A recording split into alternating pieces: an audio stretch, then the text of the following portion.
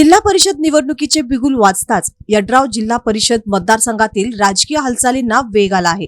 यड्राव जिल्हा परिषद मतदारसंघासाठी यंदा नागरिकांचा मागास प्रवर्ग महिला असे आरक्षण जाहीर झाल्यानंतर संभाव्य उमेदवारांची नावे चर्चेत येऊ लागली असून या शर्यतीत यड्राव ग्रामपंचायतीच्या माजी उपसरपंच प्राची प्रदीप हिंगे यांचे नाव सध्या आघाडीवर असल्याचे चित्र आहे। प्राची हिंगे या सध्या यड्राव ग्रामपंचायत सदस्य पदावर कार्यरत असून गेल्या 20 वर्षांहून अधिक काळ त्या ग्रामपंचायत सदस्य म्हणून कार्यरत आहेत। ग्रामविकास, मूलभूत सुविधा, सामाजिक प्रश्न आणि महिला सक्षमीकरणाच्या कामात त्यांचा सक्रिय सहभाग राहिला आहे। स्वर्गीय शामराव पाटील यड्रावकर यांच्यापासून सुरू झालेल्या यड्रावकर गटाशी त्या एकनिष्ठ राहिल्या असून आजही त्या यड्रावकर गटाचा विश्वासार्ह चेहरा म्हणून ओळखल्या जातात।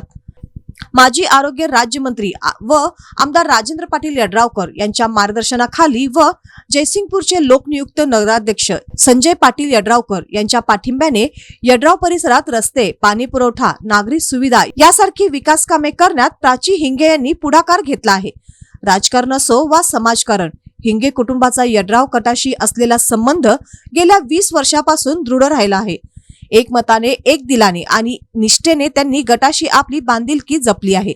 दरम्यान प्राची हिंगे यांचे पती प्रदीप हिंगे हे मोटार वाहन चालक संघटनेचे अध्यक्ष असून त्यांचा मतदारसंघात मोठा जनसंपर्क आहे। यड्राव, कोंडिग्रे, टाकवडे, शिवनाकवाडी, शिरदवाड व शिरडोन या गावांमध्ये त्यांनी कार्यकर्त्यांची मजबूत मूठ बांधली आहे। त्यामुळे या संपूर्ण मतदारसंघात हिंगे दाम्पत्याचा प्रभाव वाढताना दिसत आहे।